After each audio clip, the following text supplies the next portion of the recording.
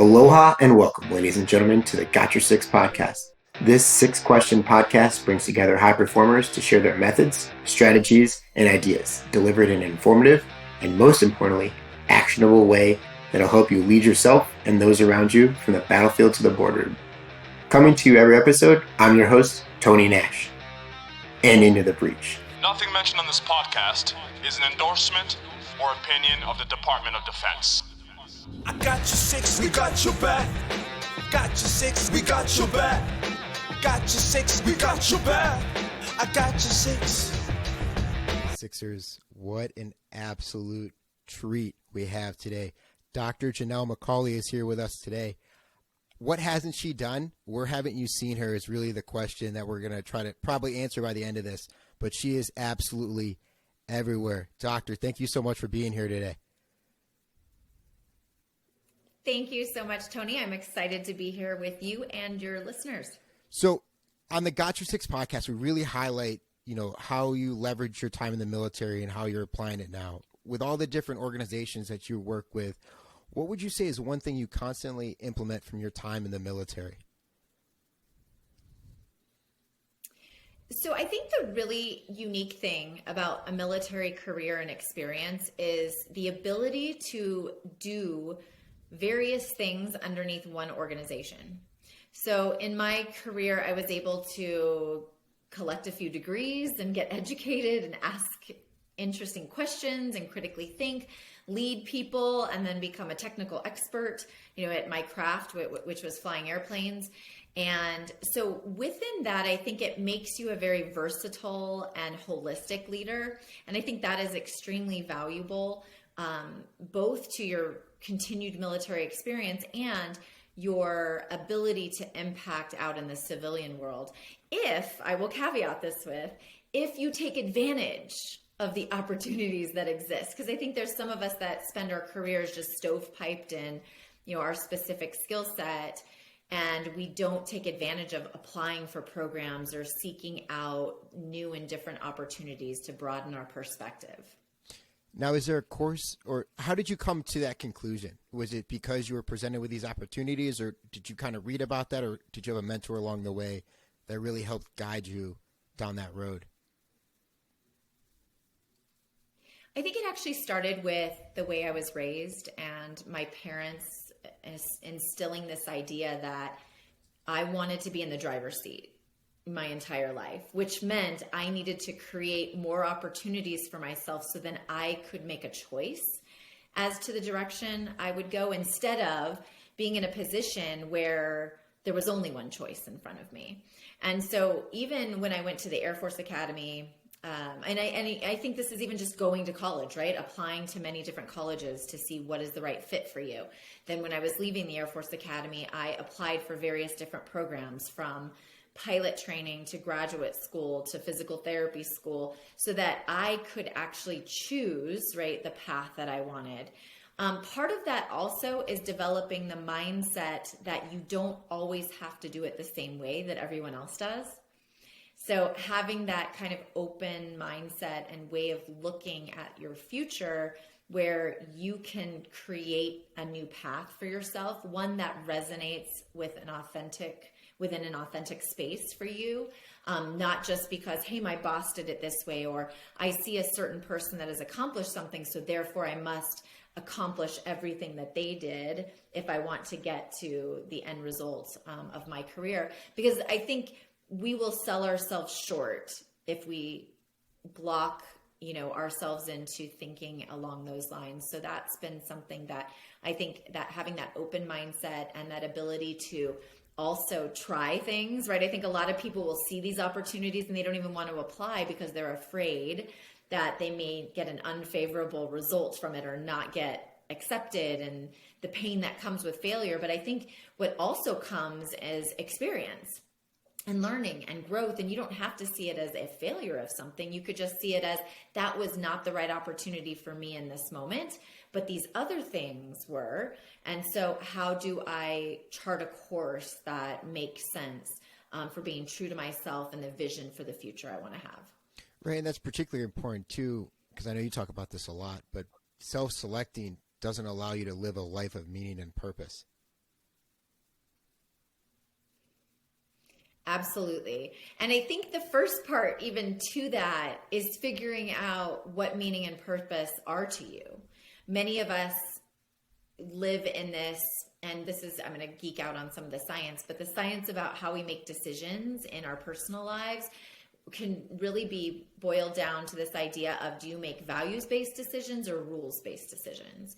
And most of us have made rules-based decisions. That is where we say things like, well, my mom and dad think I should do this, or my boss gave me the advice that I should pick this career field, or a teacher, right, a mentor. And those are very powerful, mental traps we can find ourselves in, where we let the rules or the expectations drive and guide our decision-making, instead of allowing our values to guide us. Now, if we haven't done the work to figure out what our values are or where we find purpose, then rules-based thinking is the default, right? We will let external influences guide our decision-making. And so 2 takeaways from this is to ask yourself, I say these are the 3 most important questions you can ask yourself in this journey of values-based thinking. And that's, what is it that I value? So what's most important to me? Where do I find purpose? And how do I define success? And to remember, there's no one right answer to these questions. There's just your answer and your journey. So reflecting and really getting to the heart of what makes you you, and what gives you purpose, what allows you to be more present in your life, where you get passion. Understanding the answers to those questions will guide you down the values-based thinking path. And if you haven't done that work, which a lot of people haven't, they will default to rules. And so the second just caveat to this is, I really think people who are in leadership positions, and I wrote an article on this for LeaderCast, but the idea was, stop giving advice if you're a leader. Like, give mentorship instead. And what I mean by that is, as leaders, we tend to think, if somebody comes to us and asks us, oh my gosh, what should I do with my life? Or what career path should I go on? Or should I take this opportunity or not? Our initial instinct is to tell them, if I were you, this is what I would do. But when you're in a power position in a relationship, whether that's as a mentor or a leader, or just someone looks up to, you are automatically going to create rules-based thinking in that moment, which is very powerful, especially for individuals that haven't done the work to understand their values. So then they might pick a decision based on a mentor's advice or a leader's advice, and then they find themselves waking up one day thinking, oh my gosh, how did I get here? I'm not happy, and this is not what I meant for my life. So instead, as a leader or a mentor, we need to ask the right questions, which are, when people are faced with these tough decisions, what is it you value? What's most important to you in this moment? Where is your definition of success? So then right? If you have that vision, then you can align your path. So that's just a little sidetrack into the science of how our minds work, but I think it's really important as we explore the opportunities that are in front of us. We hear it, myself as well as the fellow Sixers love going on these mental meandering thoughts. So that was fantastic. But you also, not only does it apply to your, professional life, but in your personal life, right? As we don't have kids, but as we've had constant guests on the show talking about, teenage adversity, and especially being in the military, that constant move. And as a parent, I'd love to get your thoughts on, how do you handle that?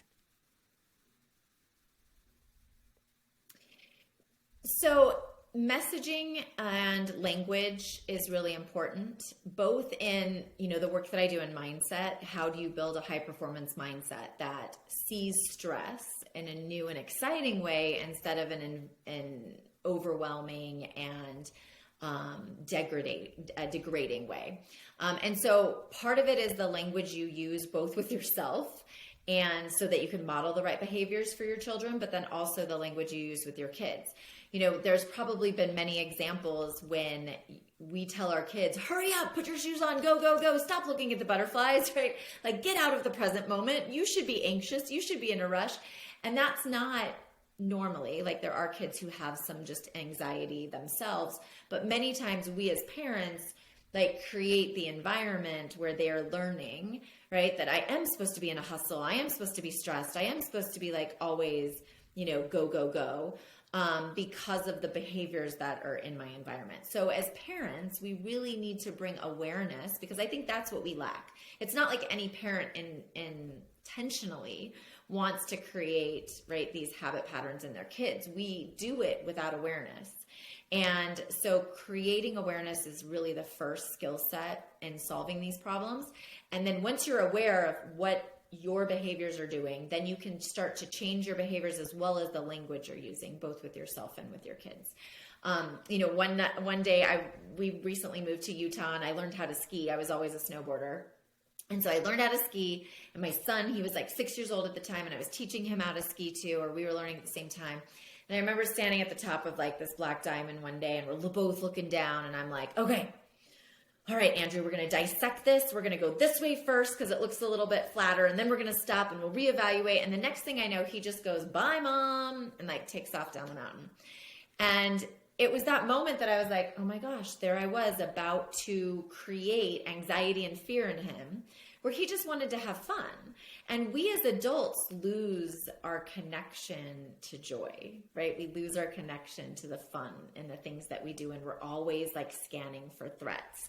And that's because our brains tend to go into survival mode. And when we're in survival mode, that is what we see. We seem to get overwhelmed because we make this internal calculation that I don't have the resources to meet the demands of this particular moment. So therefore I must need to be stressed. And so with some awareness and with some training, we can actually change a lot of the ways our minds adapt to those stressful situations. And instead of going into survival mode, we can actually start thriving and make more rational decisions. But it takes, again, just like the values-based thinking takes work. Nothing with the mind is easy. So we need to deliberately and intentionally practice this, focus on it for ourselves, and then we can definitely use the right messaging with the people that are most important to us, right? The kids that we're trying to raise to be confident and high performing. Absolutely. So then what are you working on right now to make sure you're maintaining awareness and you're not losing that sense of fun on your purpose-driven mission? I love that question.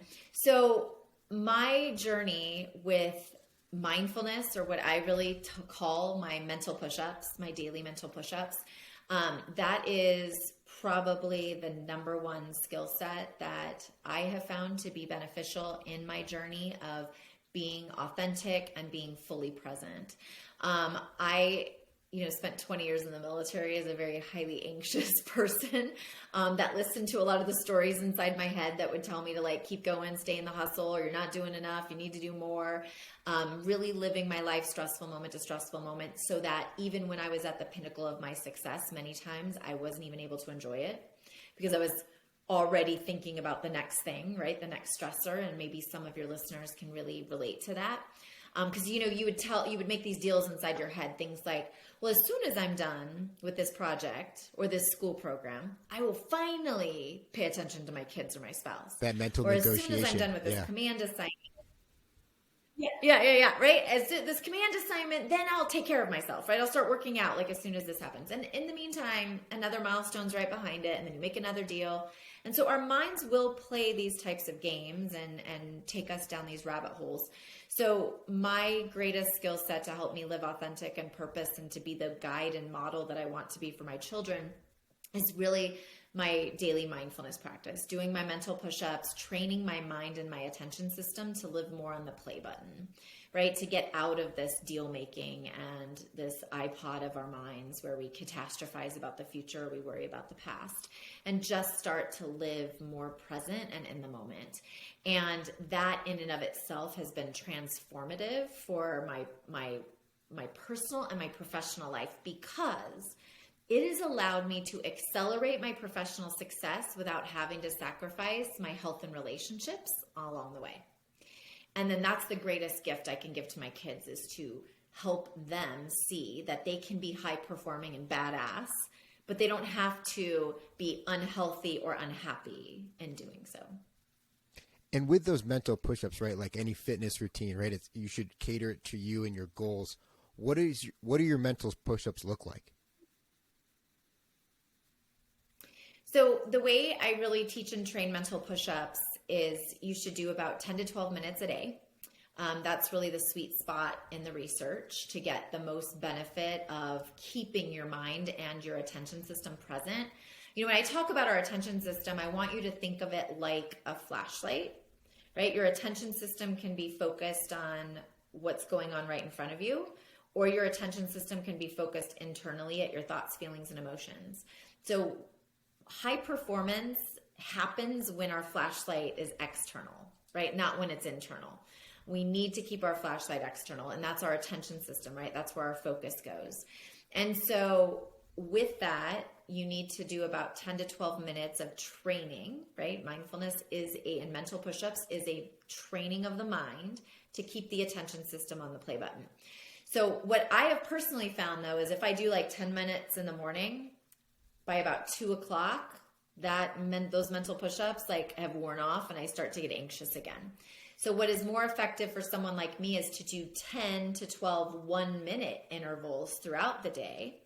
Then it creates more mindful awareness for longer periods, right? And it also creates these brain breaks. You know, like we spend all day like running here, running there, doing this, doing that. And I have found that, you know, before I walk into my office, I'll do a mindful minute. When I leave my office, I'll do a mindful minute. When I pull my car up somewhere, I'll do a mindful minute before I walk in. Or if I pick up my kids from school, as soon as we get home, I send them inside and then I'll do a mindful minute in the car just so that I can remind myself to be present now. So that's kind of what my practice looks like. And when I say mental push-ups with your attention system, if your listeners want to try, we could actually do a mindful minute because I think that's the most powerful and tangible way to start this practice, because everybody can do a minute, right? Everybody can do a minute, at least one a day. You know, the next time, right? And here's the thing. We sit in line places, we sit at red lights, we wait in waiting rooms, we're, you know, and almost automatically you pull out your phone without even thinking about it, right? When you're in those moments of boredom and you start scrolling. Oh yeah. Instead of doing that, I'm going to ask you the next time you're bored and you pull out your phone, think, Dr. MacAulay told me I would pull out my phone. I'm going to put it back in my pocket and I'm going to do one mindful minute. Okay. And all that means is that for an entire minute, you are going to pick one particular sensation of your breath. Maybe it's the way the air goes in and out of your nostrils or the rise or fall of your belly or chest, but pick a single sensation of your breath. Focus intently on it for an entire minute, right? Your flashlight is focused on that sensation. Now, in the span of a minute, your mind will wander. It's just what our minds do, right? They're fantastic at mental time travel. So when we're holding on our breath, our flashlight starts to chase the thought. What I want you to do is first, you have to be aware that you're chasing the thought. You let go of the thought, and then you bring your attention system right back to your breath. And then you start focusing on it. And then when your flashlight starts to chase another thought, let it go, come right back. And every time you lose focus and refocus, you're doing a mental push-up, right? Strengthening the attention system to be on the play button of your mind. So that's, in fact, let's do one together. You want to try one with me? Let's do it. That's why we're here. All right, awesome. Okay, so I asked that maybe you just like sit up straight. If you're driving your car right now, please do not close your eyes. That's the only thing I'll say if you're listening to this in the car. But like take a nice deep inhale and exhale, kind of relax through your shoulders and lift through your head. Again, you can keep your eyes open or closed if you're in a safe position to do so, or you feel comfortable, you can close your eyes to limit any visual distractions. And what we'll do is we're going to focus intently on a particular sensation of our breath for an entire minute. All right, so one more deep inhale, exhale, ready, and begin. And stop. Look at that. All right, so maybe you did 4 or 5 push-ups, maybe you did 20 push-ups, maybe you did 60 push-ups, which is totally cool. This is a practice. But the key is that you are becoming more aware of where your mind is taking you, right? It's kind of like, have you ever read a book, right? You get to the bottom of the page and then you think you're in a school program. So I'm sure this happens to you all the time. Yeah. Get to the bottom of the page and then you're like, I don't remember what I just read. Mm-hmm. Right? Happens probably more than you want it to. Yeah. I mean, that's why we took a speed reading class like to retain it better. But yeah, I know exactly what you're saying. Yeah. And sometimes you might even have to like go back 3 pages and say, actually, that's where I stopped paying attention. What is happening is it's called mind wandering, and it's having an off task thought during an ongoing task or activity. And so you're telling your brain, let's read this book and pay attention, but your brain is then going to be distracted and go in different directions. That happens. The latest research says almost half of your waking moments, you're not paying attention to what's going on in front of you. Your mind is taking you in these different directions with distraction. So, right. And so like, especially when you think about efficiency and productivity of us as individuals, right? Like think back to the last performance report or task or paper you had to write, and maybe it took you like 4 hours. Well, half that time you were mind wandering and distracted. It wasn't efficient time focused on the task. So what mindfulness does in training and practice is that it decreases the amount of mind wandering you may experience so that you can stay focused, right, on your task. So a lot of people say, well, I don't have time to meditate. Like I don't even have 10 minutes in my day or even 1 minute in my day, which I would argue we do. We all have minutes because we all get bored and wait in certain places. Yes, we do. So that's where you can carve out your time, right, at a minimum. But the other answer to that is you're wasting so much of your mental space during the day when doing a task that takes an hour and it actually takes you 2 hours because of this distraction. So think about how much more time you get back in your day when you create space for this skill set and this mental skills training. So yeah, that's probably the best skill set, this whole idea of doing mindful minutes and doing them, try to do about 10 a day. But even if you just do 1 a day, you're helping yourself, right? And you're moving in the right direction. And that ability to get to the point where you're doing these multiple mindful minutes a day, 10 to 12, comes through repetition. And because you're a high performer, right? Repetition means you haven't always succeeded. There's been a lot of failures through there. So what failure has ultimately led to your greatest success? Wow, that's a good question. I've had quite a few failures in my life. I would say, I'm a big believer that when a door closes, even if it's a painful door to see close, there's a window, right? Or another door that's opening for you. If you have the ability to quiet your mind and hear it. I call it hear your whisper, right? Many times we have all this noise, right? Like we have all this noise and chaos that comes at us. So a lot of times you feel lost or I don't know where I'm supposed to go. I don't know what the right choices are for me. A lot of times it's because you have all these rules, right? These expectations, this noise of the world, these distractions. When you quiet your mind, you can hear your whisper, and your whisper really guides you in the right direction. I do truly believe. And so I will say, just to describe one of my biggest failures, I was a finalist for being a White House Fellow at one point in my career. Wow. And I thought that was, right? Like that was my path. I was going to get to do this. It was going to create opportunity for me that I didn't even know existed. And to get, like almost to the end and not make it was rather devastating. Like that was a huge failure. And I thought, I didn't do it right, or I didn't prepare myself correctly. And what I realized though, like now looking back, it's so much easier to understand these things. But had I done that particular opportunity at that moment in my life, I would not have completed my dissertation and finished my PhD. Like it was like that year of my life was either going to be dedicated to this White House Fellow, which would have been a full-time, really demanding job, or I was going to have the opportunity to finish my PhD. And obviously looking back now, this was the right path for me. It was what I was meant to do. It was where I was meant to go. But I saw it as this big failure at the time that I didn't know that I could recover from. And so I think we just have to, my whisper was telling me that there was something else, and sometimes our stress doesn't let us hear those whispers. So that's what this practice does as well, right? It helps you really filter through the noise and hear your whisper so you can understand like your intuition and your authenticity and your that purpose, right, that's inside all of us, and let it help guide you. So allowing us to kind of calm our mind and hear our whispers and, looking to be versatile in all aspects of life. I'm going to close with a final question. Dr. Jannell MacAulay, how are you better today than yesterday?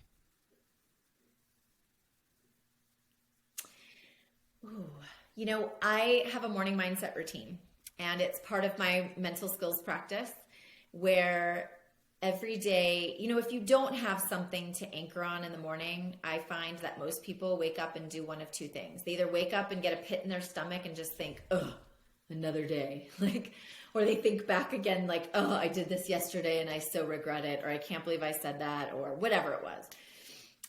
Or you get up and you check your phone, and then you immediately get sucked into some type of, I feel judged, I feel inadequate, these people are better than me, the world is chaos, I'm stressed about political or world events, right? Something. So instead, I have a morning mindset routine, and it is a way to reset my mind for the day. And what it includes is I wake up, I take 2 deep breaths, I set an intention for the day of what I want to get out of it. I recite my personal philosophy, which is the work that I do, especially with the Warrior's Edge program. We help people develop their personal philosophies. So what not describes what they do, but more describes who they are. So I kind of recite my personal philosophy. And then as part of that, I usually say, be better to myself. And so because that's all we can do, right, is move forward and step forward. And that mental practice helps me genuinely not anchor on any negative energy from the previous day or previous week or previous year. It allows me to reset and really see how I can be better that day. And also understanding, I know you're big on purpose. So I personally have a purpose statement. I think everybody should have a purpose statement. And mine is that I help people achieve peak performance with a focus on passion, purpose, and presence.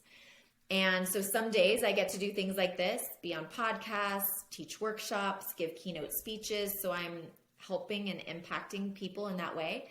But on the days I don't, I think about how I can help guide myself in that direction and the kids, right? My kids, the people in my life that rely on me. And so no matter what, I'm executing my purpose, right? Every single day. And that is very powerful as well. Thank you so much for sharing your time with us today and allowing us to be better.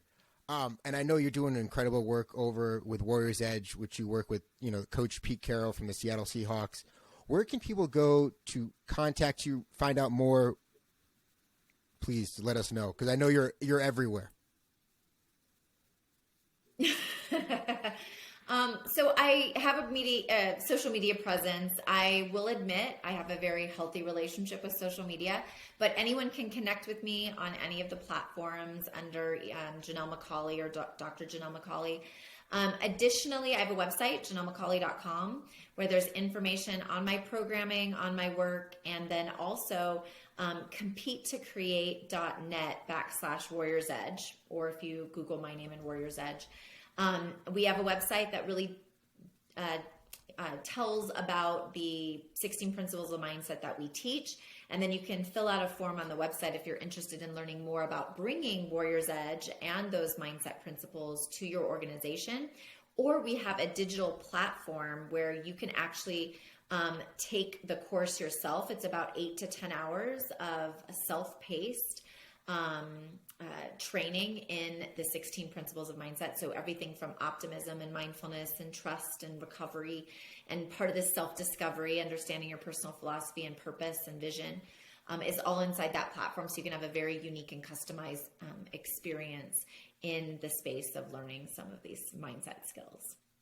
Awesome. And we will make sure we link all of that in the show notes. So it's easy. One click and you're there. Dr. MacAulay, thank you again. It was an absolute pleasure. I got a page of notes here. So thank you so much. And of course, thank you for having our 6. Awesome. Thank you so much for having me. I really appreciate it. And this has been just an awesome time with you and your listeners.